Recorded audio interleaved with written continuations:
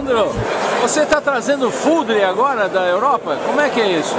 Nos hemos traído Foudres de Alsacia y algunos en Italia también he conseguido, pero que eran de Alsacia de 100 años. Y los estamos utilizando para Gran Enemigo.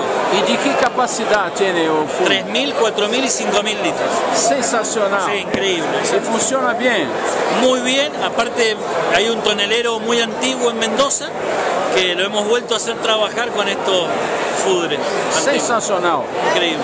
E penso que dá mais elegância ao vinho, Yo não? creo que da elegancia al vino, realmente creo que da elegancia, no hay intervención de la madera, mantiene la fruta, no se suben las volátiles, son vinos muy lineales y que son transparentes al terruño.